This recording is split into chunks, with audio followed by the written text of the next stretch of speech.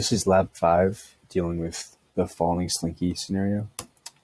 Introduction. The purpose of this lab is to observe and analyze the motion of a Slinky falling to the ground from rest. I'll be using computer models along with an experimental model to produce the data to be analyzed. And in order to produce the experimental data, I will put a video of the motion into Tracker and obtain the position versus time data. Some fundamental concepts for this lab. We have Newton's second law, which we can also derive an equation for net force, which involves three forces of gravity, drag force, and tension in the Slinky. And for gravity, we see that is negative mg times j hat. And then the drag force, we see the negative b value times the velocity squared times v hat. And the tension force, we see there mg times j hat, and we see the tension is equal and opposite to the gravity, so they cancel out. Moving now to our Tracker video. We have here, I put the video of a Slinky falling into Tracker. I calibrated the measurements based on the height of the man on the left, which was approximately 1.778 meters. I used the origin I placed at the bottom of the Slinky, as we see there. To determine if the bottom stays motionless when the top is let go. And I analyzed the video frames from when the Slinky was stretched out right before the top was released.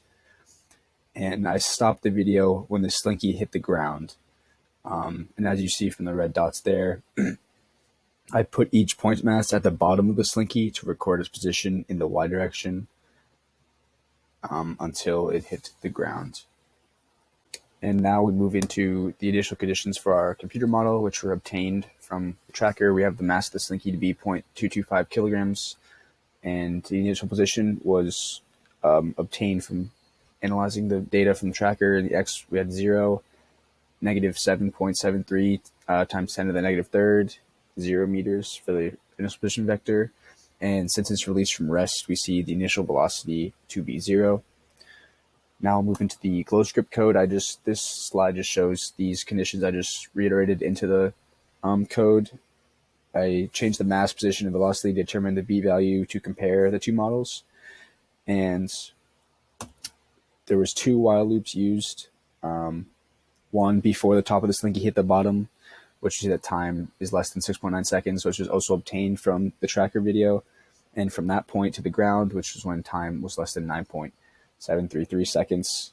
And I also included the expressions for gravity and tension forces along with Newton's second law in the code in order to obtain the results.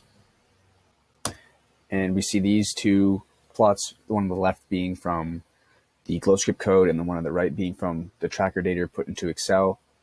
And as you see, the trends are extremely similar until the Slinky begins falling, which is the point when both graphs start to change from their horizontal constant slope. And the variance is heavily due to human error of me placing the point masses on the correct location of the Slinky on the bottom itself, and the overall quality of the video. Also, other forces could have been present, including contact force that weren't factored in this lab that also could have affected the difference we see here. And in order to maybe improve to make it even closer, I could have also tracked the top of the Slinky and the bottom in order to get the most accurate results of the motion. But that being said, we move into the conclusion now, and we see the bottom of the Slinky does not move when the top was released. And as we said before, this is because there's no net force acting on it at this point, as tension and gravity forces are equal and opposite, so they cancel each other out. There's no net force acting on the Slinky, and as a result, it does not move. However, when the top of the Slinky ends up hitting the bottom of the Slinky does in fact move, as gravity has now overcome the drag force, producing a net force on the Slinky, which you see in the video is the point where the top hits the bottom, which is at the origin in the Tracker, and then from there we plot the motion using the point mass as we saw in the results.